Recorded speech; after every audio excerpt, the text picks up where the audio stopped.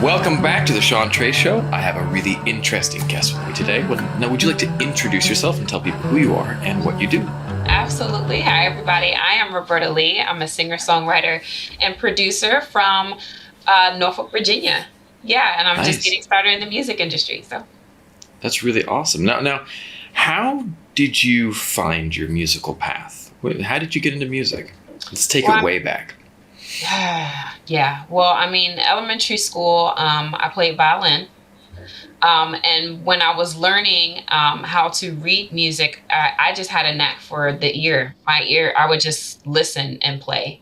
And so after the violin, started to get into the piano. And like a lot of people and their stories when it comes to getting into music, it started at church. I was in a youth group. And, at church, they need everybody to play everything. They don't care. They don't care how skilled you are. Just hop on an instrument and the Lord will help you. I started playing around with the piano and then the guitar and learned a little bit here and there and just enough to be able to express myself musically, and to listen by ear and to create. And so I ended up joining a band when I was a teenager, and I ended up writing a lot of our own material. I started to write a lot of our own original material. And so I knew that was a gift. I knew that was something special that I wanted to continue doing, but I never really considered it an option as far as a career is concerned, right? So after my teenage years, getting into college, you follow the path that everyone says, go to college, get a degree, get a job, get married, all that good stuff. And songwriting is just always like an itch that I have to scratch, and I just can never leave it alone. Like my brain cannot help but spit out a song. And any moment there's just a melody and lyrics going. And so, I did my thing in my adulthood. I was a teacher for approximately 10 years on and off.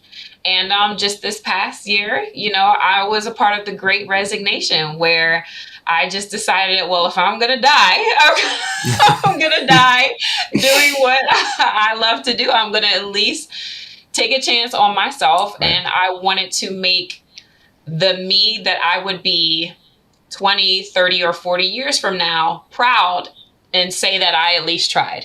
We at least tried. And and so that's why I'm here. So this is about 4 months. I resigned in June. So I'm just a few months into being a full-time artist. So I had, when I was kicking off this podcast, because I've been doing media for a long time. Mm-hmm.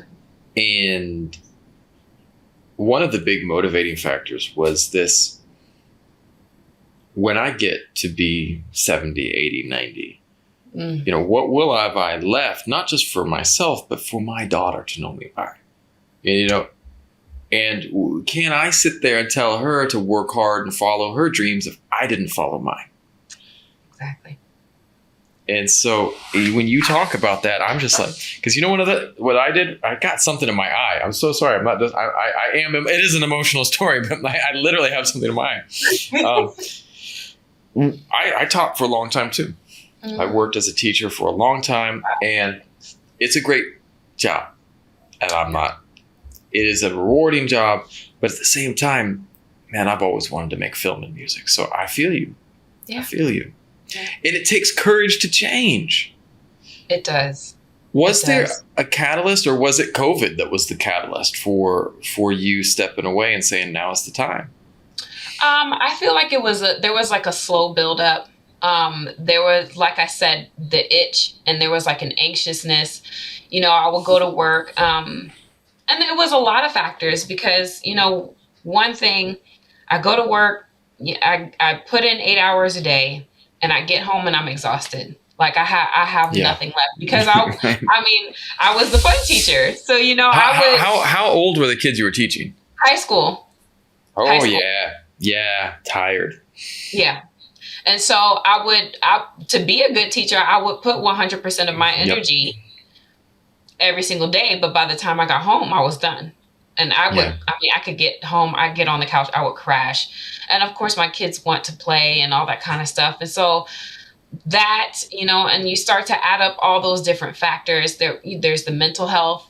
Yeah. And a lot of it is not, it wasn't the students. I love my students. But there's 100%. just 100%.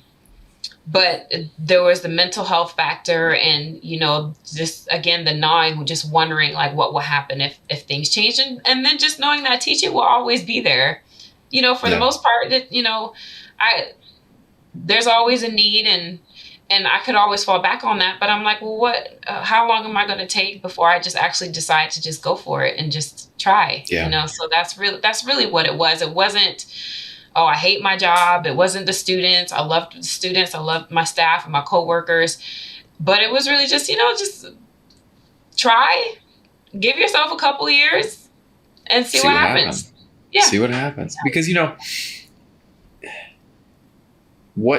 what do you have to lose? Yeah. Nothing. Really, and again, I bring this one up. I know I'm a sports fan, but Michael Jordan. Yeah. You miss 100% of the shots you don't take. Yeah. You don't take those shots. That you're not going to win. And I think that one of the things that I think people don't realize, there's this illusion that success in the music or film industry is you're down here and you have all this way you got to work up to get here. It's literally not like that. Okay. It's literally like I've met actors who were here, never acted in their life. And then my friend signs them, gets them an audition, and then they're on Game of Thrones or something. You know what I mean? And it's like, but because there's so many people who put in a lot of time and kind of, it takes a lot of time, but there's also this ability that like, if you write something good, if you have a hit, if you have something that's special, there's nothing stopping you. Yeah. Yeah. I agree 100%. You really, success is to me is very relative. It is. All depends. Mm-hmm. There's just no formula to success. You could be the person who has been grinding since you were 10 years old and over and over and over again, and then all of a sudden you blow up.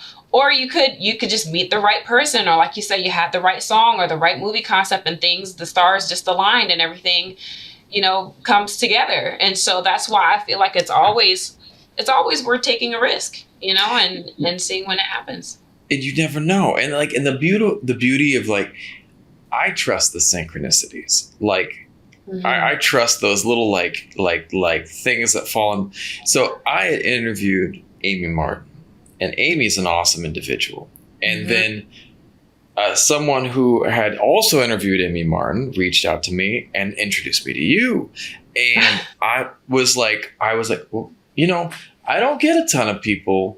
I'm sure maybe someday I will, but I don't get a ton of people that are just like going out of their way to introduce someone else to me. And I was just like, at that point, I was like, and then all of a sudden you sent me your song and I was like, man, I want to do this tonight. I want to do it today because your song really hit home to me because I'm a father of a daughter and I'm her rock. And you're this. It was about you talking about your dad, and it struck home. Now, tell me about this song that you just released. Man.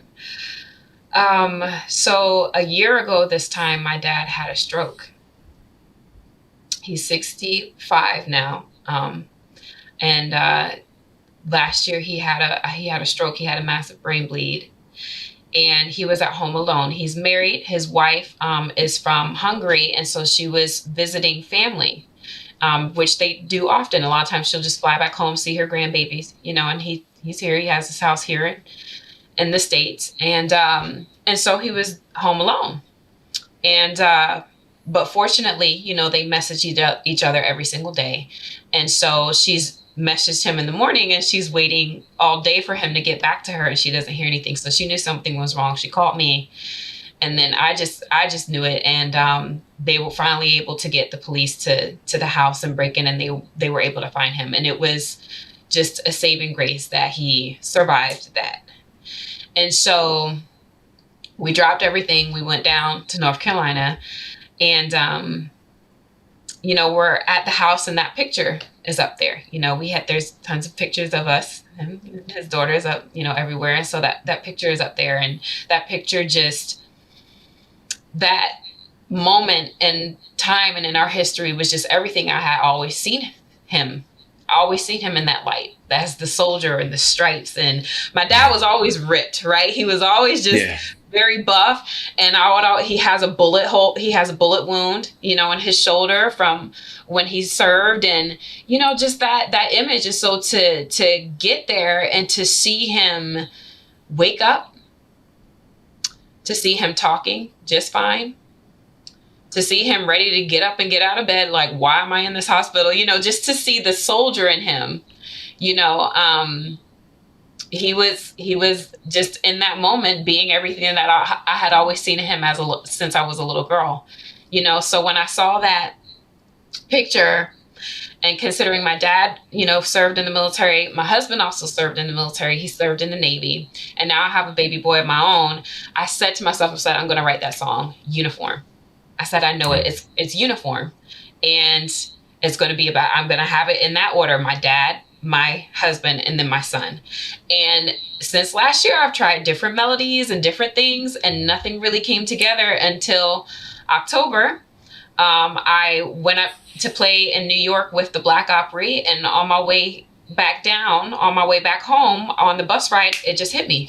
And it all came out. And I wrote the entire thing in that hour or so on the bus ride. And I wrote it, and I'm like, that is exactly what I was waiting for. And that happens a lot. A lot of times I'll experience something, and it's like a little seed. I'll just tuck it away. I'm like, I want to write that. It's going to come to me, and a lot of times people try to force it and, sit down. And whenever I sit down and I get frustrated, I'm like, it's not ready yet. So I'm just going to wait until it's ready, and I'll just put it away.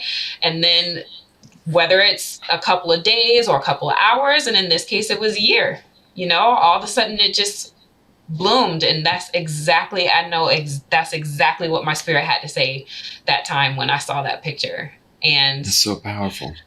Yeah. I didn't really have plans to share it or release it anytime soon, except for last week. We were at the dinner table, and my husband was telling my daughter about how we met, which we met in Cambodia. We went to the same church, and we ended up going on a mission trip, but we never talked to each other at the church. We didn't talk until we were all the way overseas in another place, right? That's awesome. Cambodia. And so my daughter, she's 7, she likes boys and everything. So she's all giddy and thinks the story's so sweet and everything. And I said, well, mommy has a song that she talks about. You want mommy to show you her song? And she said, yeah. So I played it for her, and she was crying. She was like, mommy, that song is so beautiful. And I could tell she couldn't understand why she was so emotional, but she was crying. And my husband was like, I cried when I heard it earlier today. I was bawling, man. My little daughter was sitting next to me. And I just reached over and gave her the biggest hug, and I was in tears, man.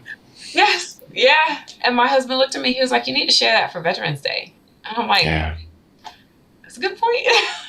So I went to the studio and got to work. So.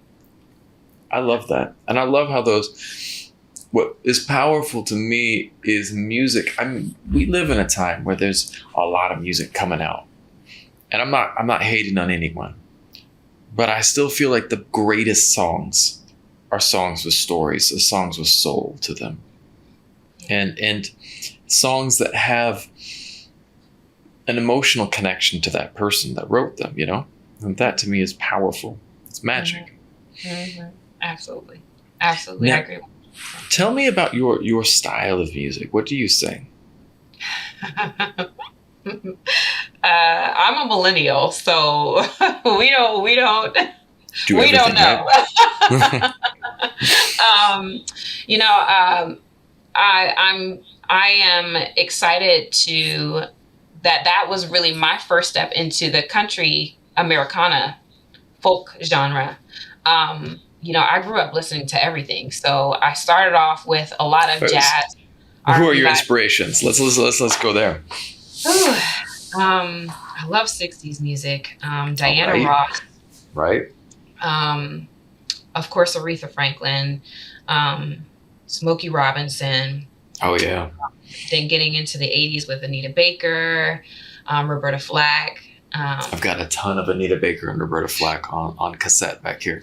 Man, Sade, all Oh, that. right. Yeah, yeah, Babyface. And then I was a 90s kid. So, I mean, it's a hard pass between 90s music and 60s music for me. I love all Mm, music, but 60s music just makes me so happy. And then right. 90s music is just like my childhood. That was my life, Yeah. was 90s music. So that's TLC and Right. SWV, all the girl groups, Oh yeah. Destiny's TLC was Child. awesome.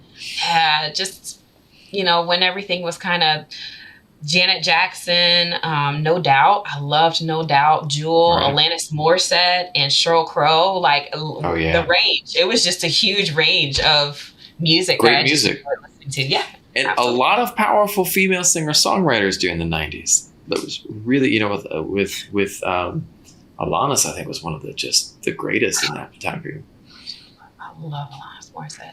And then, in my adulthood, I learned about, Diane Warren.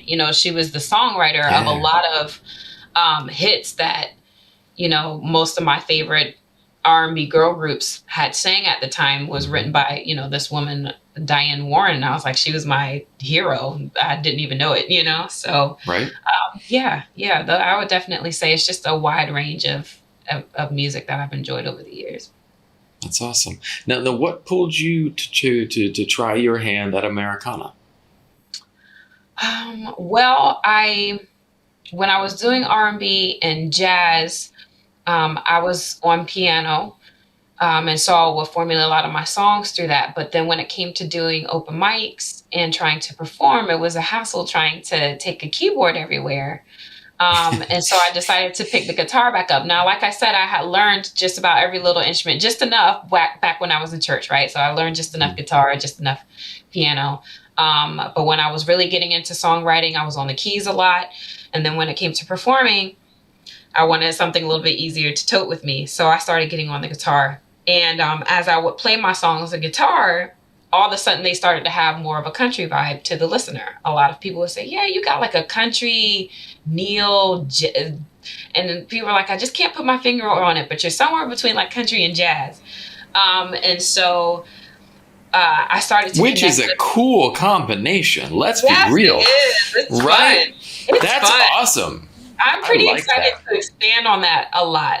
Yeah, that's powerful, man. Because that's one of the things. Like, I loved Beyonce's new album where she took and she tackled. I mean, she's not jazz, but I love how she tackled country, and Yeah. she killed it. She killed it. She's from Texas, right? Yep. I mean, like, I would so love to write for, if she were to ever do like a country album. Oh man. Wow, I would Oh love to man. write for Beyonce. I would. I'm like, I think Beyonce's a country album from Beyonce would just be oh, like crush. It would phenomenal. just crush everything. And I'm Right. like, I would just put that out to God and the universe right now. Like, if there's an inkling anywhere about Beyonce writing a country album, Lord, put my name in. I don't know how, but put my name in somewhere.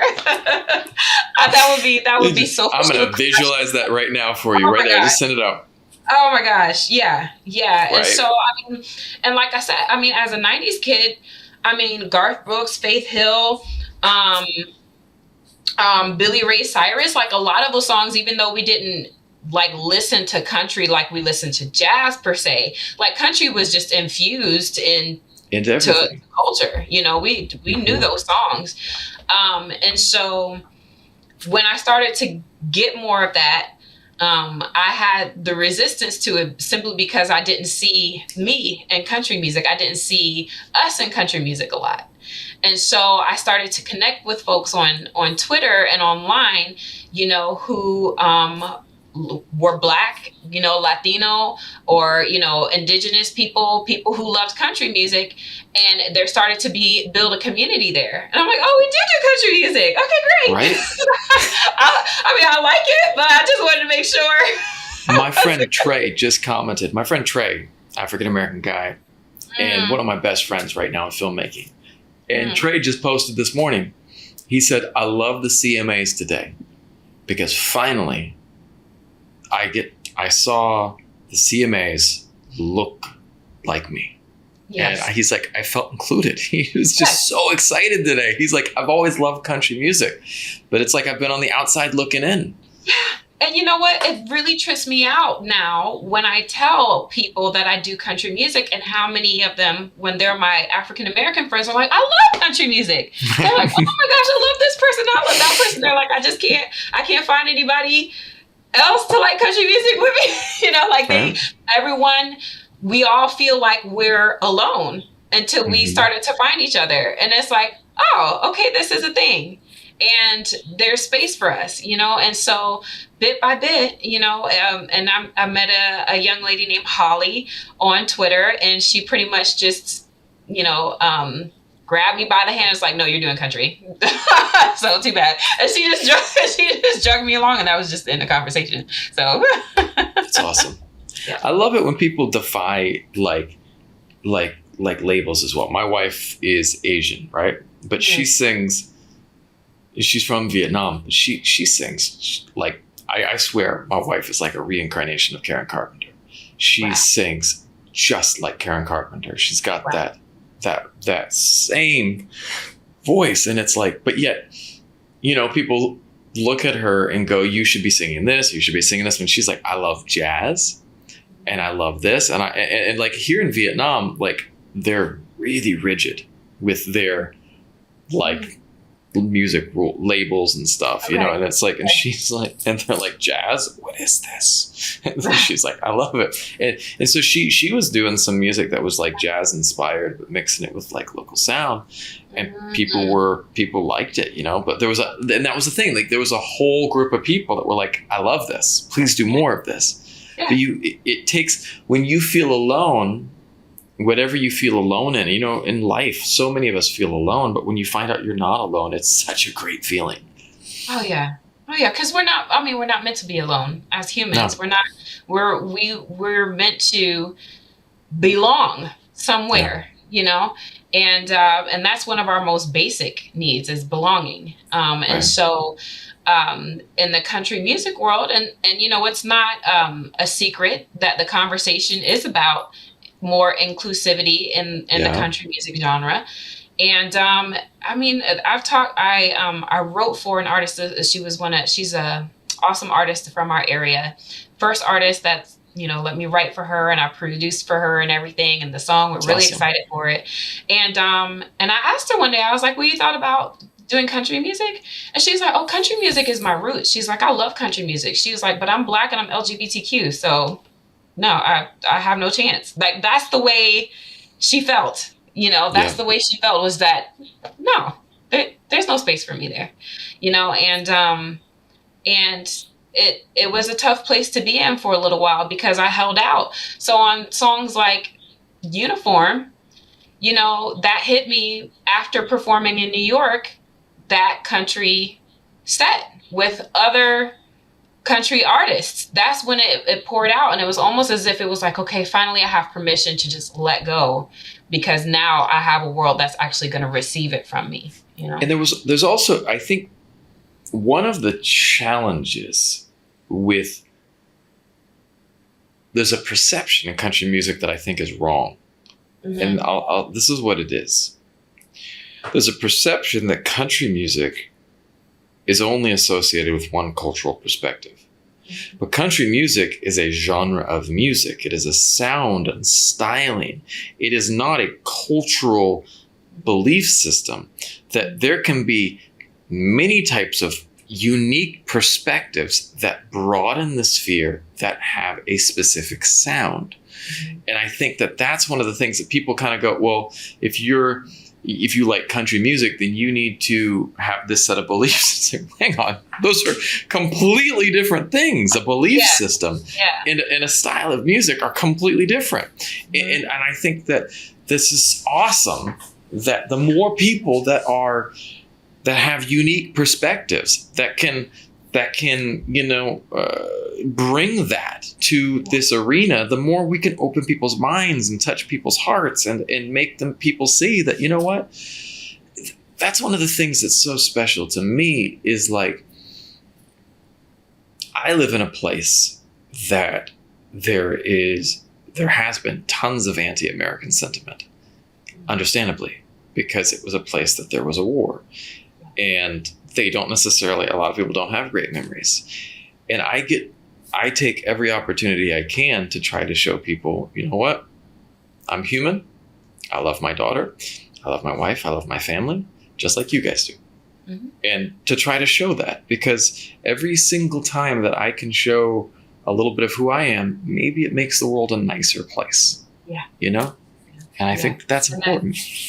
Yes, you're absolutely right. And I think you make a good point, because when it comes to how people conflate, right? Like you said, they conflate the country music genre and the sound with the culture, right? And it's very, very hard to separate the two, because they've been glued together for so long, you know, just like the experience you have there in Vietnam. And it's just, it kind of goes to show the importance of inclusivity and the importance of telling our stories within that context.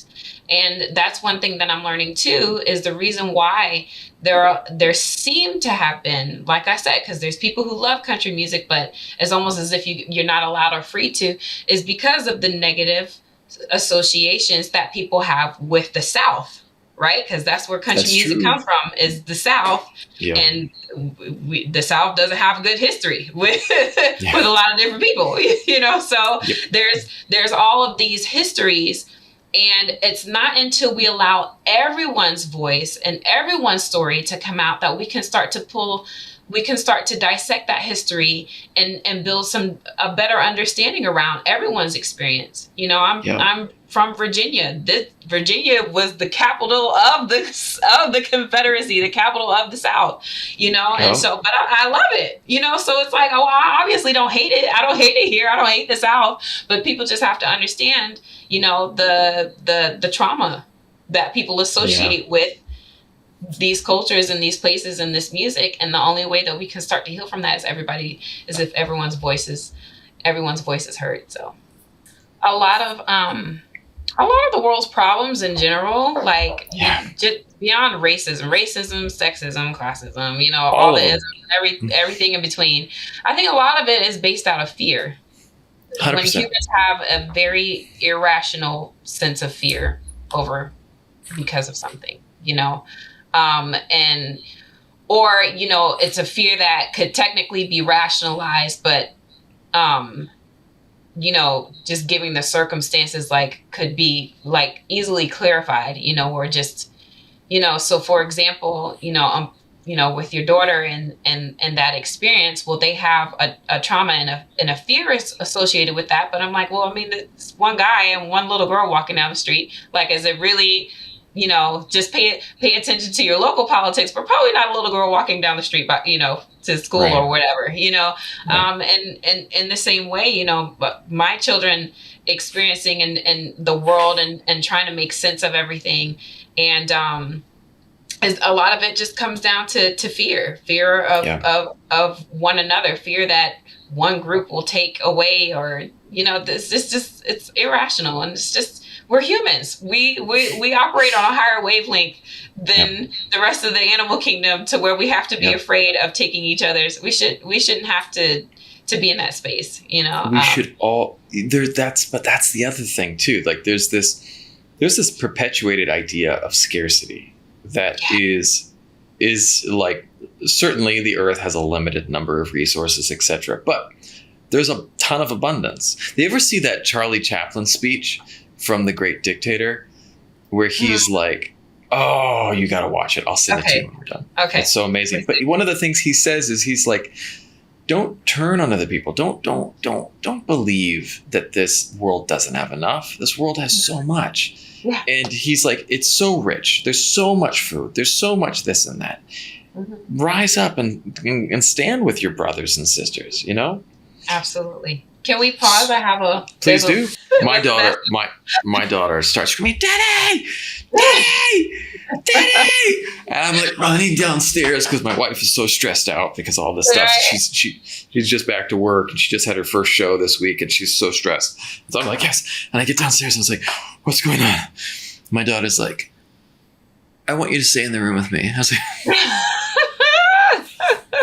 your mommy just asked me to go make everyone dinner and I need to do that. I need you just to be waiting for me for 2 minutes, please. Okay. It's never. I felt so bad one time. My husband hurt himself really bad running to their aid because he thought something was wrong the way she screamed, and there was just sky is nothing. falling. Yeah, totally true. But you nail it. You hit you hit everything on the head with the fear because like that plays up with my daughter and that daddy.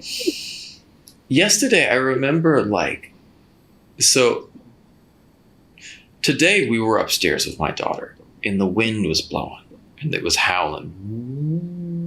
It was a really, really loud howl. I mean, we had a really intense wind today.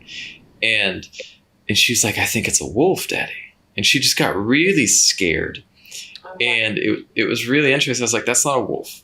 We don't have wolves. We're in the middle of a big city. And I said, you don't need to be afraid of that. There's real stuff to be afraid of. Be afraid of fire. See that I'm cooking right here. Don't run into that fire and stuff like that. But I think that it's an awareness of just a waking up. And when we can see someone, when we can show someone that things are not scary, that we're not scary, because some people, I remember this one kid when I first moved to Vietnam and I was the first white person this kid had ever seen. Kid looked at me, just saw me and was like, ah! He just freaked out. And I was just like, and every day I'd bring the kid, it was my neighbor's kid, and I brought him a little candy. And then after a week or so, I wasn't so scary. Yeah. And I think that's going to, if we can get more voices into country music, more voices into different areas, it makes things more easy to see. Now, let's go into my next question. If I gave you Aladdin's lamp, what would you wish for? Oh my goodness. Let's go in your music area. Music area? Or career-ish. Okay. Well, my biggest hope. And hang on. I'm not gonna Beyonce's album, writing that album, the country album, that's not included. Okay. So, okay. It's a separate. Okay. My biggest hope for music as a career is for it to be sustainable, to be successful, right? And I say that with a grain of salt because a lot of times people get the accolades and they get awards and all that kind of stuff, and that's great. But I still think a lot of it's kind of like a popularity contest type of thing. So as a 35-year-old woman, that doesn't impress me anymore. Maybe back when I was 25, I'd be like, oh, I want a Grammy or something. But now I'm just like, same old. Right. So success and recognition for my skill as a songwriter, like appreciation for it, sincere appreciation for it, and for it to be a financially sustainable, venture, to be able to make a decent income and sustain myself, not even just sustain, but live abundantly, above and beyond, off of songwriting. And that was one of the motivating factors. I don't know if I shared it with you, but I started a custom songwriting business at the beginning at the beginning of COVID. And so in my mind, I'm like, okay, it's just 2 and 2. I said, if you have a skill and you're good at cutting hair, you're going to take hair cutting and you're going to you're going to cut someone's hair and you're going to charge them for it. And you're going to make money. If you are skilled at cutting grass or, fixing appliances, then you are going to exchange that skill for, value, for money. And I'm like, my skill is songwriting. And I'm like, I don't know if I can hop up to Nashville and work there for 10 years before somebody is going to recognize me. I'm like, I don't know if I really want to wait on that. And so I'm like, I can take this skill, I can write someone a song, and if they're willing to exchange it for that value, that money, then that's a great business. And I started a business called Made to Order Music, and it's That's been awesome. going really well. Yeah.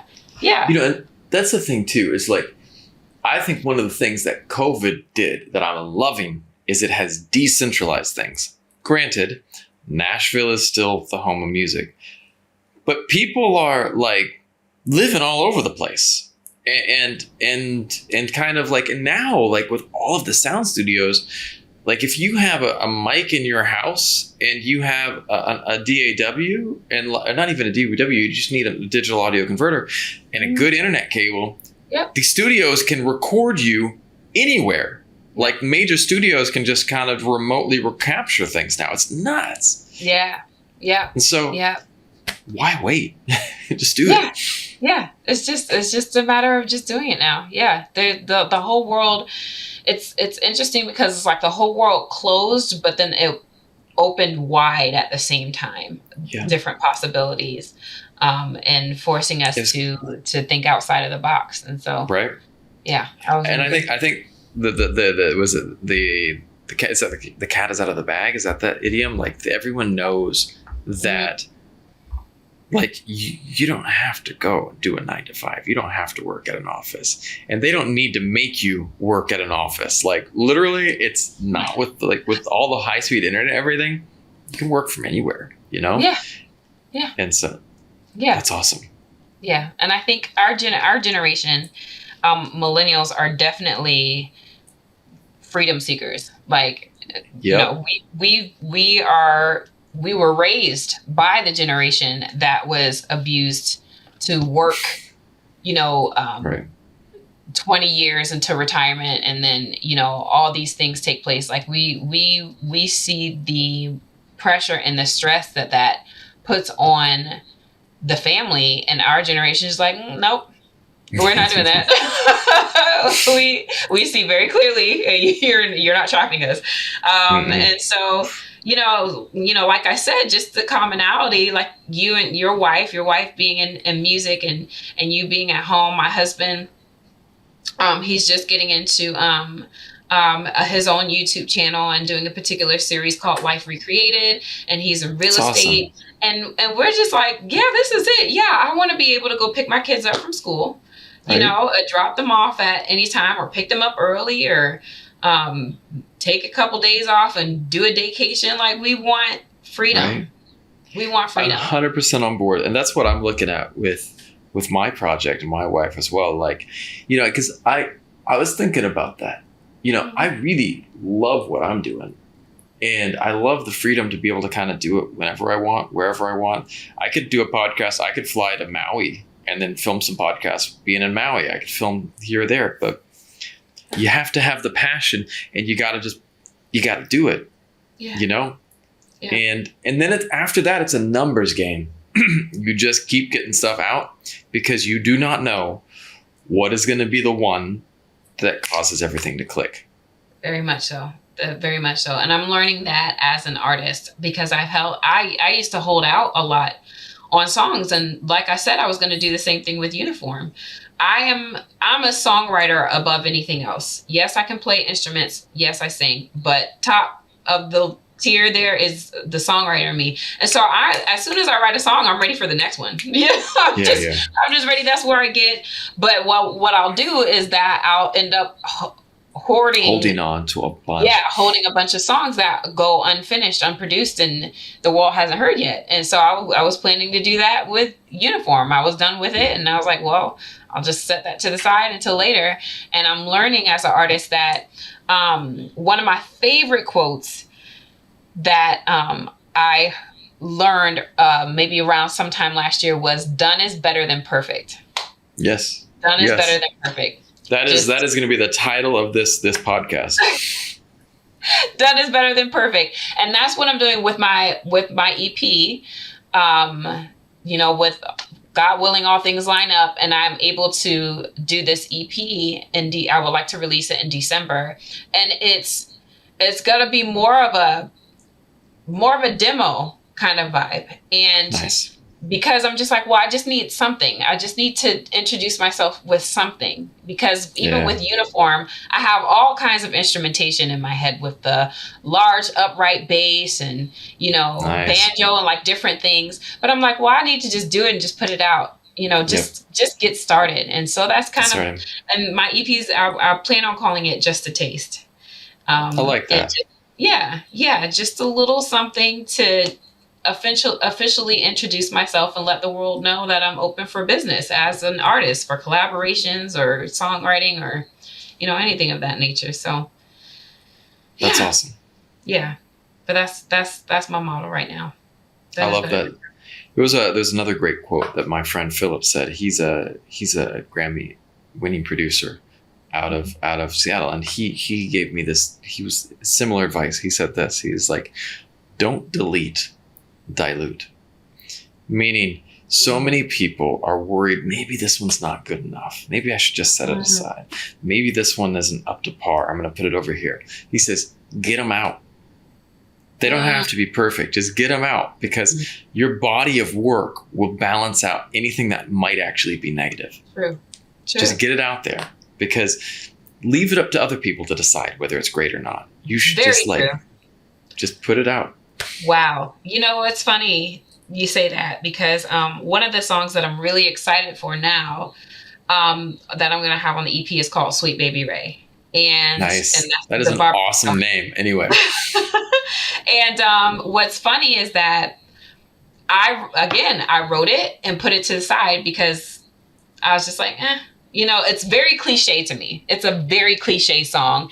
It's, it's adult, content, and it's just very cliche. And as a songwriter and wanting to have depth and stuff, I'm just like, it's cliche. I just put it to the side.